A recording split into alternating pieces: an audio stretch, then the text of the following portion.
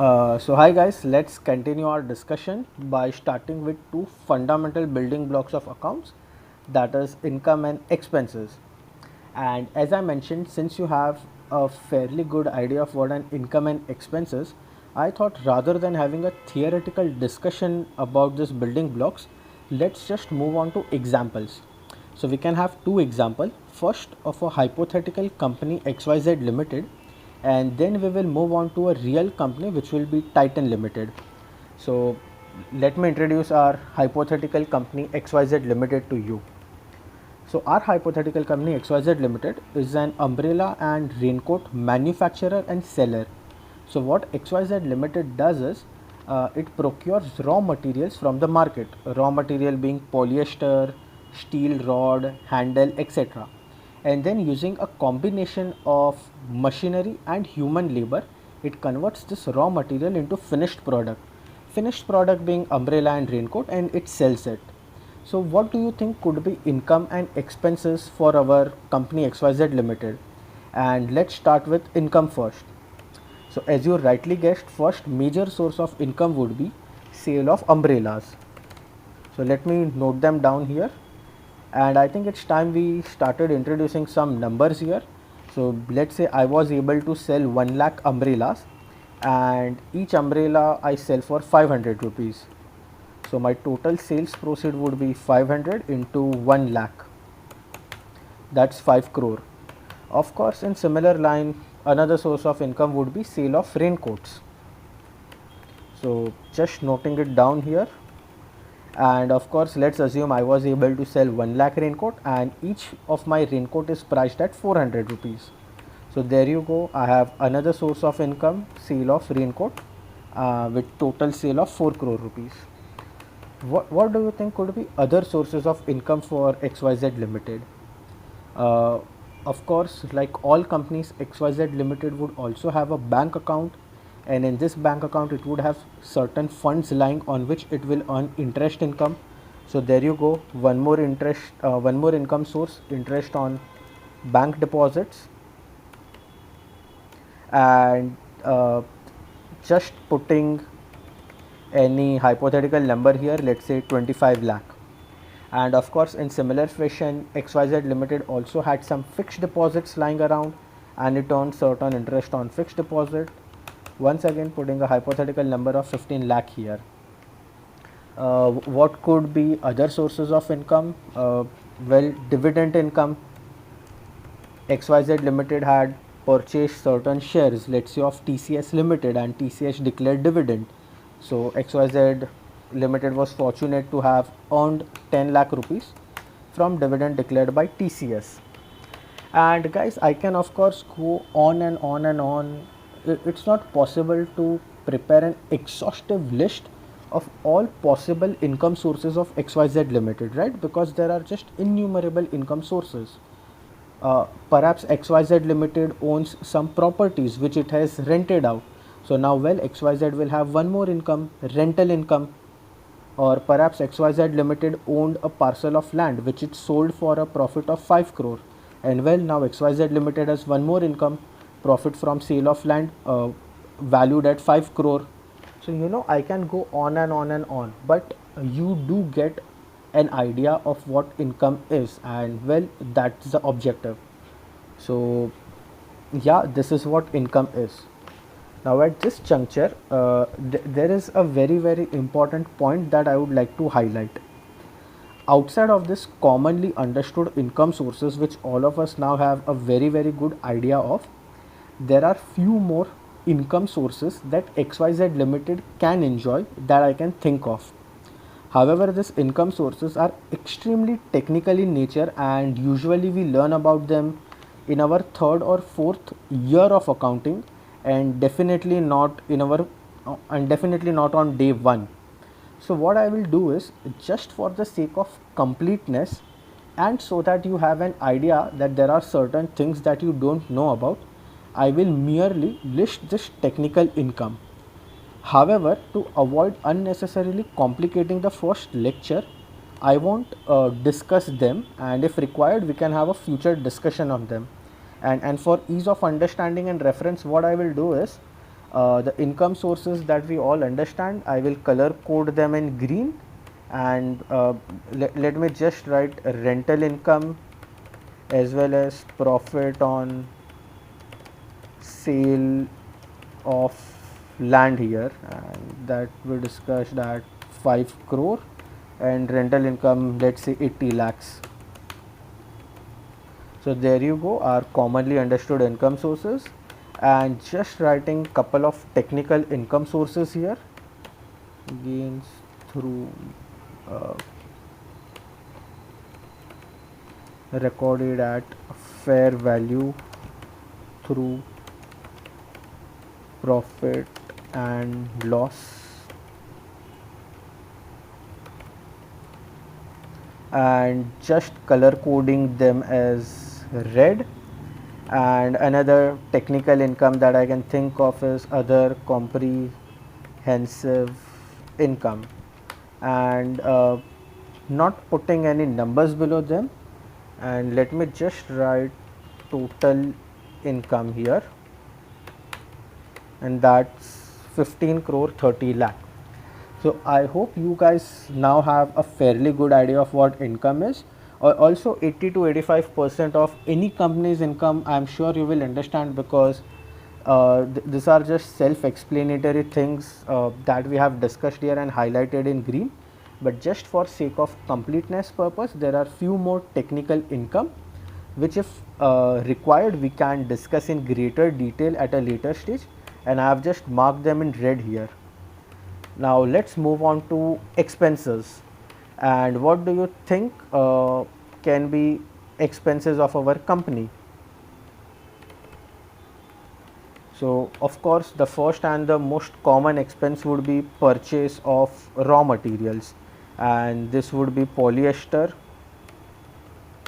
and purchase of steel rods, and purchase of handles. And once again, just putting some hypothetical value here, let's say this is 2 crores, and this is 1 crore, and this is 1 crore 50 lakh. What else? What could be other expenses?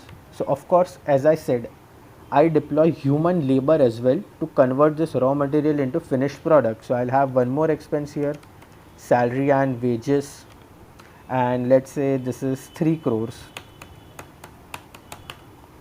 What more expenses can you think of? So well, XYZ Limited, the promoter of XYZ Limited likes to celebrate birthdays and anniversaries of all their employees. So there you go, you have few more expense, and he gives them gifts on their birthdays and anniversaries. So we have one more expense here, birthday and anniversary gifts, and just let's say these are worth 15 lakhs. And of course, XYZ Limited also likes to take their employees out on off-site. So we have off-site picnic expenses,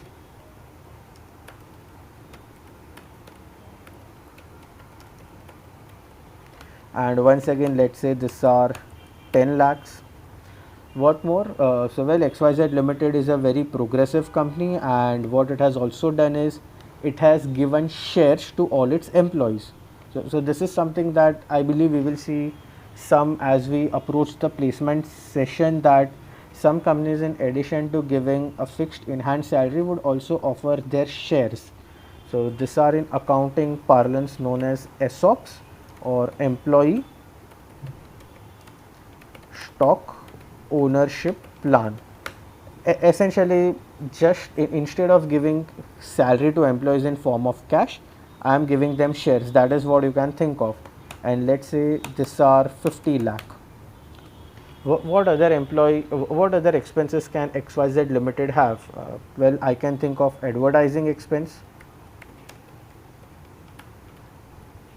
I'll of course have to market my umbrellas and raincoats, right? And let's say these are 20 lakhs. Another, insurance. I have a factory and I have taken fire insurance, I have taken flood insurance, and let's say this is 10 lakh. couple of more expenses before we wind this discussion up, and of course taxes. These are the most important component, and I'll just write here corporate taxes worth 1 crore. These are my tax expenses. And another could be sales commission. Whenever a sales agent sells an umbrella or a raincoat, I like to give them commission, and let's say this is also 10 lakh. Now like income, I can of course go on and on and on, but you do get an idea of what expense is. So let me just color code them green. Once again, like income, there are certain expenses which are quite technical in nature, and like income I will just list them down here so that you get an idea that there do exist certain expenses, but we will discuss about them in at some future date. So what are these technical expenses? First would be something which we call deferred tax. Here what we have is corporate tax. Also let me just clarify it as current corporate tax, and this is something called deferred tax. Another technical expense that I can think of is depreciation on tangible assets. And once again guys, please let not these terminologies and words scare you. We will have a separate discussion on them, and these are quite easy to understand. It's just that they warrant a 15 to 20 minute separate discussion. And another thing that I can think of is amortization of intangible assets. So guys, here you go.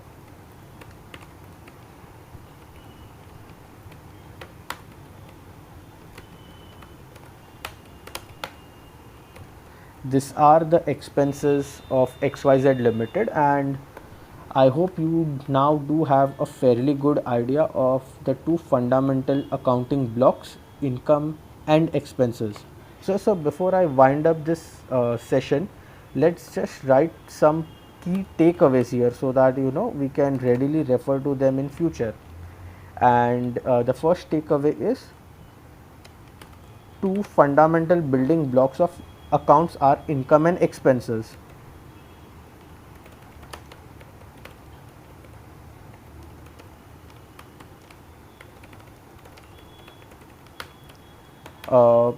What are income and expenses? Well, you know them.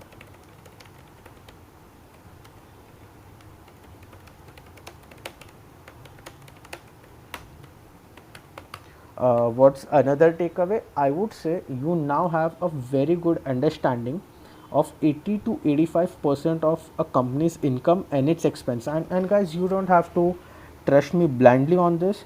Pretty soon we will analyze income and expenses of Titan Limited, and you can see for yourself that you do understand where most of Titan's money comes from and where most of Titan monies goes. So let me just write here.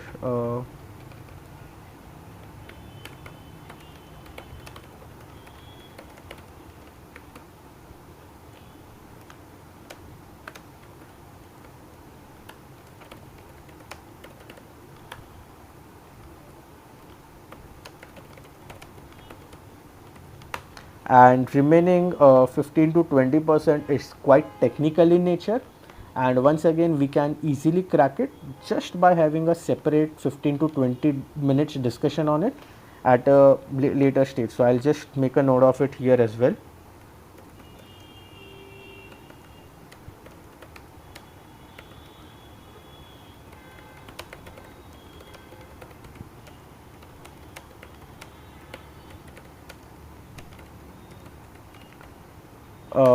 So I hope I was able to break down two fundamental accounting block, that is income and expenses for you, at least 80 to 85% of them. I understand few technical things we have parked for discussion at later stage, and in the next video let's just look at income and expenses of Titan Limited, and if time permits we can look at income and expenses of couple of more companies. But yeah guys, this is it for now. So yeah, thank you very much.